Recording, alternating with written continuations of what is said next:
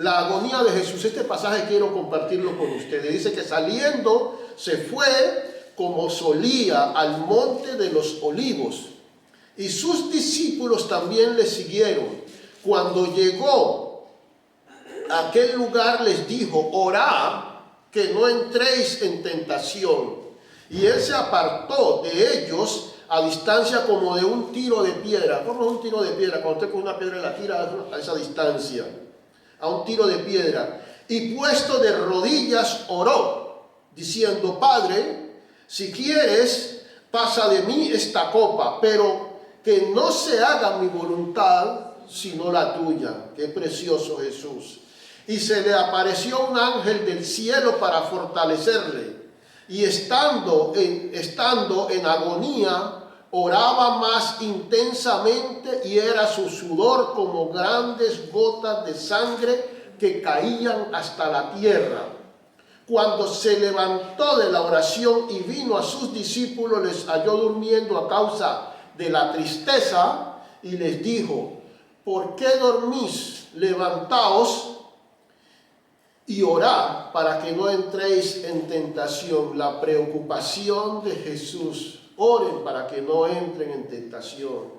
Dice que cuando Jesús oraba en el monte de Getsemaní, en un lugar pequeñito donde estaban los olivos, su sudor era como grandes gotas de sangre. Ya lo hemos mirado que Jesús cenaba con sus discípulos, amén, y les dijo muchas cosas, y al final pues cantaron el himno y salieron hacia el monte de los olivos. Y les decía: esta noche os escandalizaréis todos por lo que va a suceder. Y salieron hacia el monte de los olivos. Pedro era uno que lo que decía: aunque me maten, yo no te voy a negar, yo voy a estar contigo, no te voy a negar. Y al final, y todos los discípulos: moriremos contigo. Cuando llegan al monte de Getsemaní y van al lugar de los olivos, Jesús toma a 3 de sus discípulos, porque Jesús, dentro de sus 12 discípulos, acostumbraba a tomar a Pedro, a Juan y a Jacob. Esos eran como los más íntimos de él, ¿verdad? Y cuando iban a hacer cosas extraordinarias, esos siempre estaban allí. ¿Se acuerda cuando iban a resucitar a la hija de Jairo? ¿Sí? Él toma a esos discípulos, a los que estaban lamentándose, los echó fuera, a los que estaban, a los incrédulos, a los que estaban alborotando todo, los echó fuera. Y a ellos: vengan ustedes conmigo, porque usted tiene que reunirse con gente de fe, no con gente incrédula, que no le vaya, que le impida a que usted reciba sus milagros. Esa gente que siempre está lamentándose, esa gente, llega un momento que usted tiene que decirle fuera: mira, déjame creer a mí, porque yo creo en el Señor. Y dice que Jesús entró al cuarto con estos 3 discípulos, con Jairo y con la mamá de la niña. Amén. Bueno, entonces Jesús toma a esos 3 discípulos y se va un poco más allá y les dice: espérenme aquí, porque yo voy a orar, pero ustedes oren para que ustedes no entren en tentación. ¿Y sabe qué pasó? Que ellos no se pusieron a orar, sino que se echaron a dormir. Se pusieron a dormir. Con la que venía la mundial, venía una terrible, el diablo y todos sus demonios, venía el infierno entero contra Jesús. Y Jesús, preocupados por ellos: ustedes oren, que yo voy a orar. Oren para que no caigan en la tentación. Dice que ellos estaban rendidos de sueños, que estaban muy tristes por lo que habían vivido esa noche, estaban cansados. Pero Jesús preocupado por ellos, porque usted puede estar muy cansado, usted puede estar con los problemas que tenga, y usted tiene que orar. Usted puede estar con mucho sueño, tiene que orar. Usted no puede dejar de orar. Ellos estaban tristes y preocupados por lo que habían vivido esa noche. por lo que Jesús les había dicho, uno de ustedes me va a entregar. Viene una noche terrible de prueba. Y Jesús les dijo, pónganse a orar. Hay momentos en que usted tiene que intensificar su oración. Hay momentos que usted tiene que ser más intenso orando. Y muchas veces usted está durmiendo y el Espíritu le despierta, ponte a orar. Y usted muchas veces está haciendo cosas y está ocupado, usted siente la necesidad de orar. No le sea desobediente a Dios, póngase a orar intensamente. Jesús les dijo, esta noche yo seré escarnecido. Esta noche todos se escandalizarán por lo que va a suceder. Pero yo he orado por ustedes. Yo he intercedido por ustedes. Satanás quiere zarandearos. Mire, lo único que usted puede hacer todo el tiempo no es dormir, comer. ¿Qué es? Orar. Orando en todo tiempo, como dice la Biblia.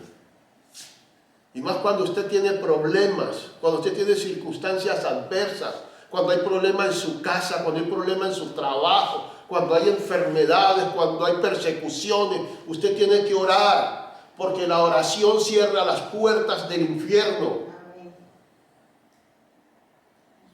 La oración hace retroceder las tinieblas. La oración provoca que las puertas del cielo se abran a tu favor, que ángeles de Dios vengan y te fortalezcan, que ángeles de Dios vengan y provean. Amén. Hable, hermano. Pastor, yo estaba viendo un brujo en un video que él dijo, hay mucha gente que tú lo vas haciendo videos, pero muchos de esa gente no son cristianos. Eso es verdad. Porque el cristiano se conoce. Pero yo viví en un sitio que al frente de un cristiano tuve que mudarme. Porque yo estaba pasando hasta hambre, nadie me iba. Porque ese hombre oraba. Cada vez que yo me levantaba, ese hombre orando en el patio. Siempre lo veía orando de madrugada, toda hora. Ahí no se me paraba ni una mosca. Tuve que irme, me daba de ahí porque no estaba pasando hambre. La oración provoca el mover de Dios a tu favor.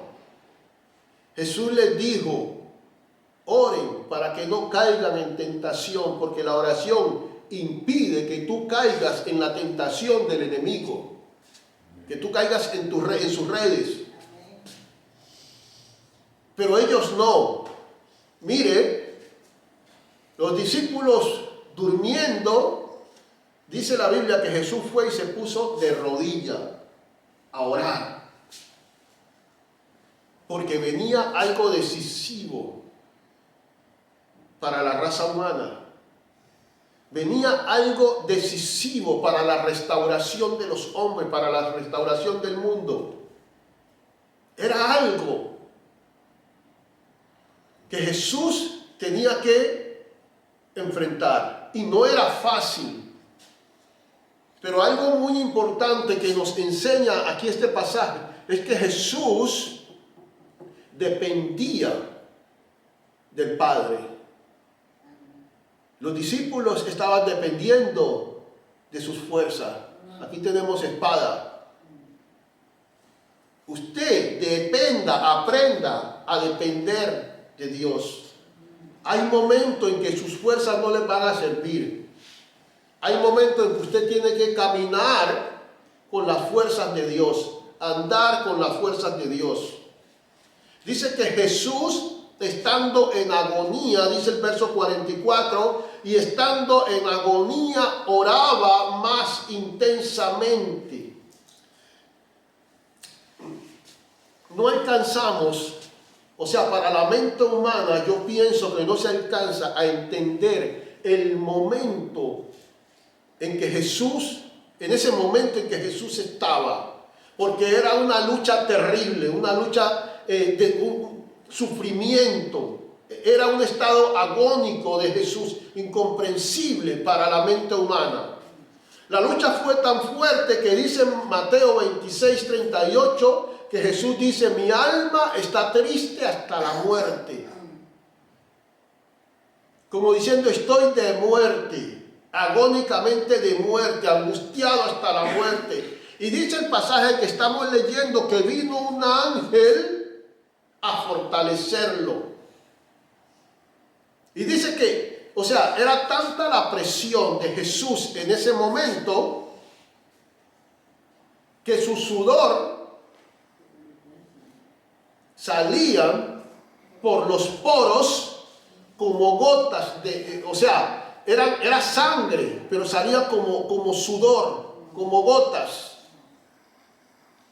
La presión de Jesús en este momento era terrible, terrible. Pero algo muy importante, mire lo maravilloso de Jesús. Él sabía lo difícil que era, pero aún en ese momento le dice al Padre: si quieres, pasa de mí esta copa, evítame esto, pero que no se haga mi voluntad sino la tuya.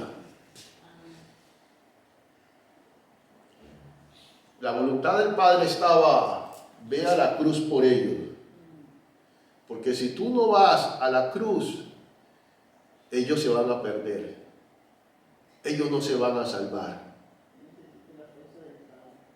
Esa era la voluntad del Padre.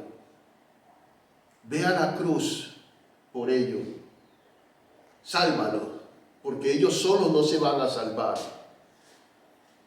Esa copa que Jesús le dijo al Padre: si quiere, evítala, pasa de mí esta copa. Eso era algo terrible. Usted se imagina tantos pecados que hay en el mundo, y Jesús cargando con todo eso, un Dios santo, la santidad de Dios, y tener que cargar con todo homosexualismo, brujería, idolatría, toda clase de pecado, drogadicción, alcoholismo, enfermedades, pornografía. Un Dios santo. No que Él pecó, no, sino que Él llevaba. Él se hizo pecador por toda la humanidad. Él tenía que cargar con todo eso. Hay una parte de la Biblia cuando Jesús dice: Padre, ¿por qué me has desamparado? Porque tanto pecado, tanta cosa, tanta cochinada que llevaba Jesús encima, que el Padre no soportaba. Dice que ni lo miraba. Algo terrible lo que Jesús estaba pasando en ese momento en Getsemaní. ¿Dónde está Samuel? Se ha ido. Dice Juan 17:19: por eso me ama el Padre, porque yo pongo mi vida para volverla a tomar.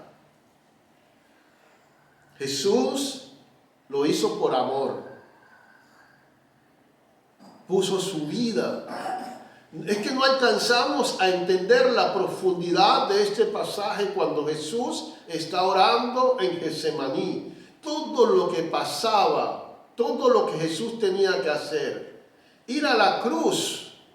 El hecho de ir a la cruz no era tanto, sino que lo que simbolizaba, lo que cargaba, lo que llevaba. Un Dios santo que aborrece el pecado. ¿Cómo puede ser posible llevando todos los pecados, haciéndose el peor de todos los pecadores? Eso es algo terrible. Él se hizo, no que Él nunca pecó, por nosotros se hizo pecadores.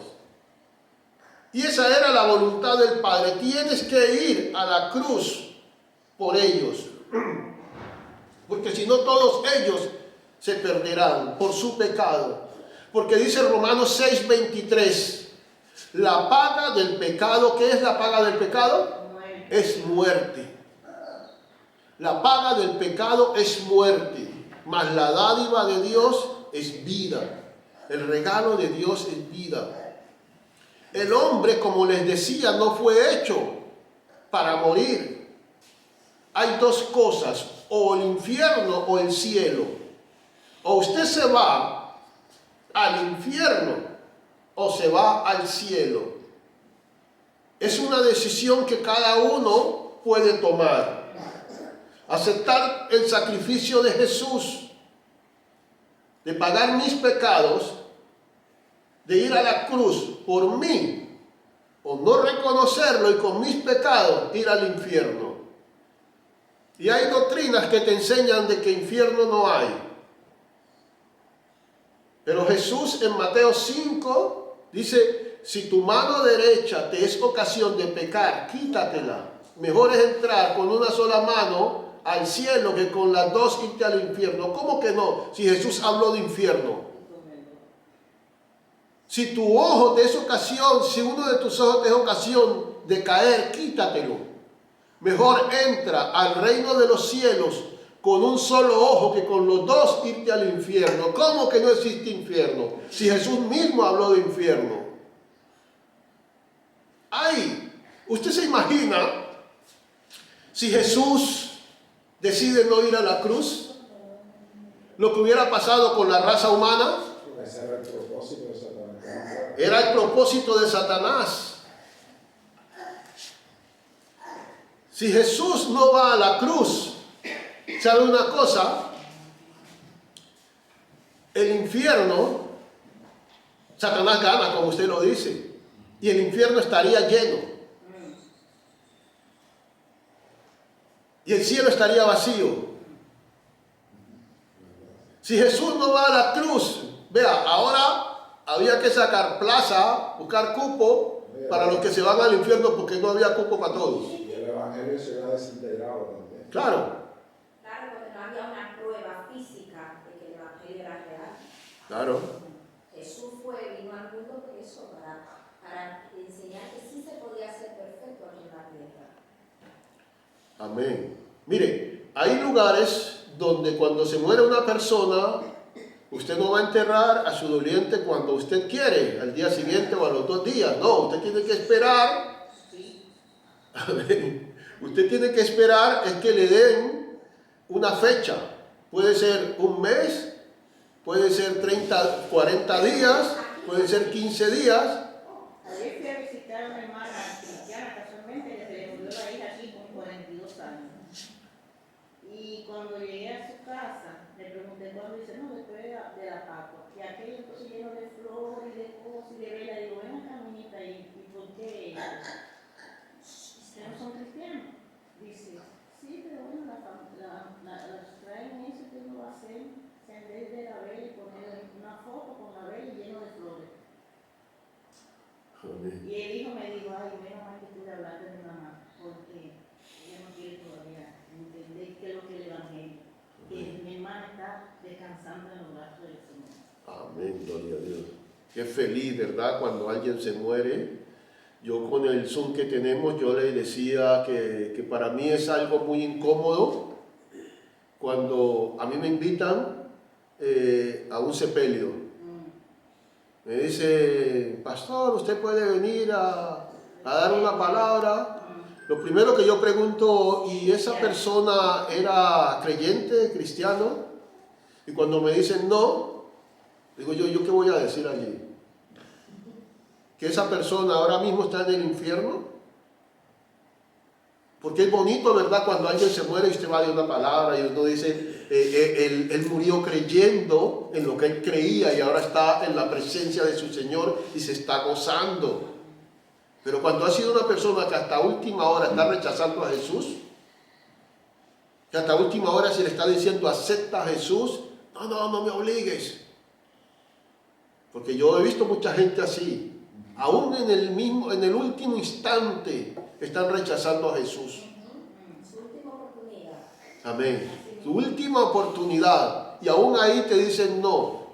Y luego te invitan para que tú vayas a dar un sermón. ¿Qué tú vas a decir allí? No concuerda. Y la gente quiere que tú digas que sí, que está todo bien, que él se fue, que está en la presencia del Señor por la misericordia de Dios. No, tuvo su oportunidad aquí. No la supo aprovechar. Amén. Entonces sigamos con lo que estábamos. La voluntad de Dios. Qué bonito es cuando, aún en el peor momento, por lo que tú estás atravesando, Sheila, no importa la situación por la que tú estás viviendo, por la que tú estás atravesando, los momentos difíciles, las adversidades que se te presenten, por el camino por el cual tú tienes que caminar, pero tú tienes siempre que decir que se haga la voluntad, decir y hacer la voluntad de Dios.